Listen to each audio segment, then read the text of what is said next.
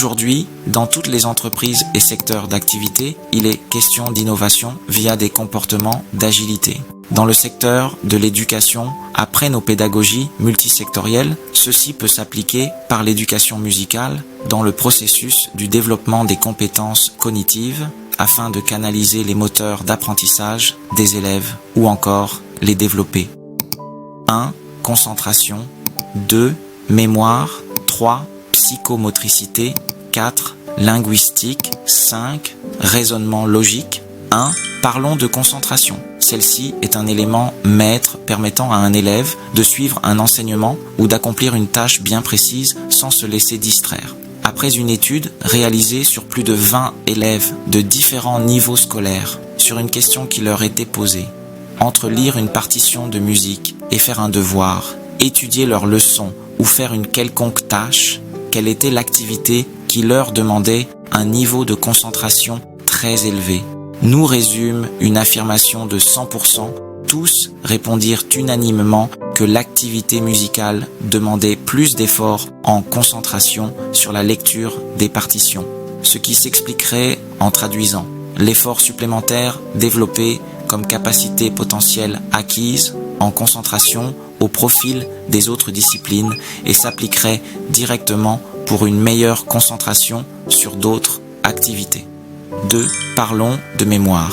Sans une bonne capacité de rétention, on ne peut rien structurer, programmer ni élaborer. Pour bien accomplir une tâche, cela nécessite de bien recevoir et conserver les informations transmises. L'activité musicale sollicite un plus grand volume cérébral. Ceci a été démontré par les IRM effectués sur des volontaires, certaines ayant une activité musicale et d'autres n'ayant pas. Ceux ayant une activité musicale avaient une capacité de rétention plus élevée et les aires affectés par l'émotion, le son, la mémoire et même du contrôle moteur étaient très actifs et plus étendus.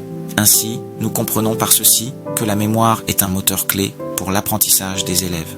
La développer par le biais de la musique apportera une plus-value pour une meilleure réussite scolaire. 3.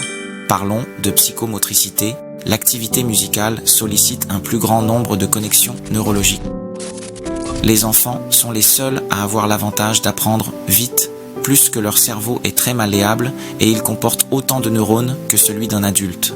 Les neurones les plus utilisés dans la pratique de la musique sont appelés synapses et vont former plus rapidement un réseau de connexions durables et les moins utilisés disparaîtront. Par l'activité musicale, le cerveau apporte automatiquement des ramifications dans le réseau de connexion des neurones, permettant un meilleur contrôle des mouvements avec précision. Ainsi, l'activité musicale aide les élèves à développer des habiletés fines en motricité. 4. Parlons de linguistique. La musique favorisait également l'expression orale, cela a été prouvé scientifiquement. Avant que l'enfant n'ait eu à prononcer sa première phrase complète, il cherchera à mimer certaines musiques et même les chanter. La compréhension acoustique des langues étrangères est un phénomène essentiellement auditif. Le flux verbal de ces langues doivent être premièrement saisis.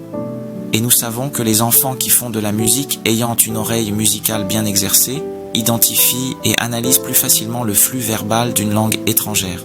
Faire de la musique augmente le QI, quotient intellectuel, dans le développement de la linguistique, même en chantant. 5. Parlons de raisonnement logique. Faire une activité musicale requiert de comprendre les schémas visuels des portées, symboles, cordes, connaître la valeur des différents temps et leurs exécutions, ce qui implique une certaine logique dans le déchiffrage des positions des symboles et un raisonnement adéquat en immobilisant en un seul instant concentration, psychomotricité, mémoire, ceci en jouant toutes les notes à la minute prête sur le respect d'exécution des différentes valeurs, faisant intervenir directement les raisonnements logiques par une haute réflexion pour une production harmonieuse et synchronisée de tous ces éléments. Dans le cas contraire, si ces notes étaient jouées séparément, le résultat serait tout autre que musical. De surcroît, la pratique musicale favorise à l'accroissement du nombre de connexions entre les neurones dans la zone cérébrale, mise en jeu dans le raisonnement spatio-temporel, dont dépend la compréhension des mathématiques. C'est pourquoi nous interpellons les plus hautes autorités de la transition qu'il est absolument essentiel de revaloriser l'enseignement musical pour stimuler les compétences cognitives des apprenants et promouvoir une identité culturelle forte chez les générations futures. C'est un investissement crucial dans l'épanouissement et le développement holistique des jeunes.